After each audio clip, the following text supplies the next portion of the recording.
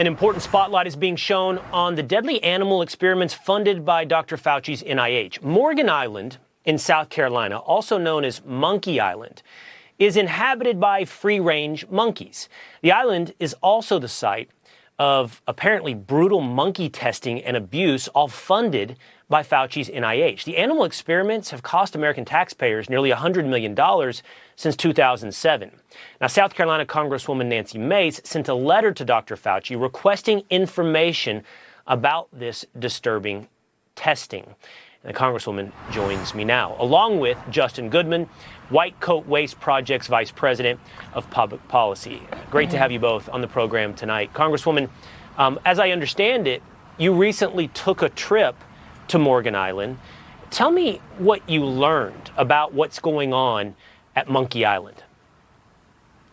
Well, for decades now, folks in the Low Country in South Carolina, we all knew about Morgan Island, nicknamed it Monkey Island, but we've been told year after year that this was, local lore was that this was a sanctuary for these rhesus monkeys.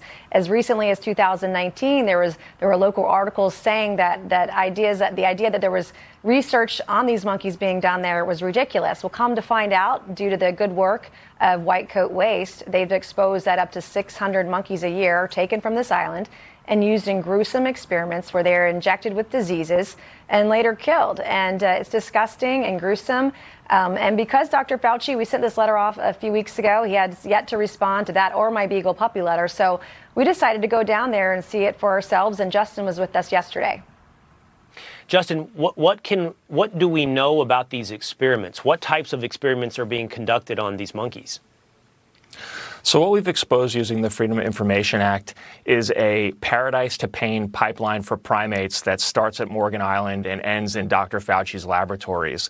We're talking about experiments at taxpayer expense that include infecting monkeys with Ebola, Lassa virus, and that are incredibly fatal. And these are the most painful experiments in the entire federal government. They're experiments that involve inducing significant pain and distress and then intentionally withholding pain relief from the primates while they slowly die or at the end when they're killed. Yeah, there's a disturbing image on the screen right now, I believe, of a monkey that's clearly endured some pretty horrific treatment.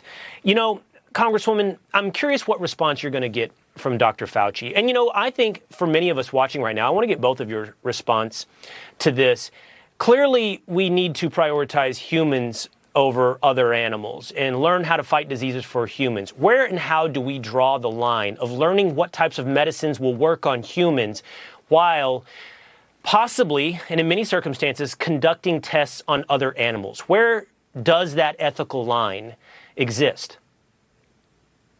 That's a great question. I will tell you personally, I can't look at the images of these rhesus monkeys who are used in these experiments or the beagle puppies or the dogs that we've uncovered with the help of White Coat Waste exposing these sick treatments of animals. It breaks my heart as an animal lover, and I've worked on a lot of animal rights legislation.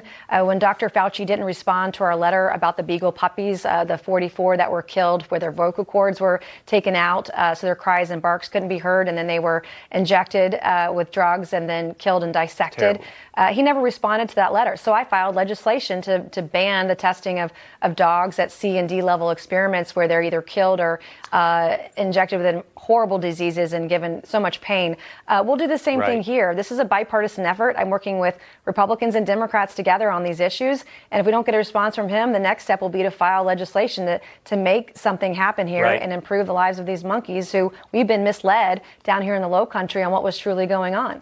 I hope you do get that answer. And Justin, I'm going to ask you to answer that same question. Unfortunately, we don't have a ton of time, but I would love to hear from you where that ethical line should exist. Well, cutting taxpayer waste on animal experimentation is going to benefit animals and human beings. The NIH itself admits on its website, you can go and read it, 9 out of 10 drugs that pass animal tests fail in humans because they don't work or are dangerous. So it's an incredible waste of taxpayer dollars, animal lives, and it's making patients wait, suffering while animals are tortured for no good reason, and good drugs that could have passed and gone into humans are discarded because they don't pass animal tests. So getting away from this type of wasteful testing is a win-win for everyone. I think everyone I know is an animal lover. I think everyone I know also understands the importance of saving human lives. So, Congresswoman Mace, I hope you do get answers. I hope you do find out exactly how these tests, to use Justin's word, are serving the purpose of saving humans' lives necessarily. Thank you both for shining a light on this tonight.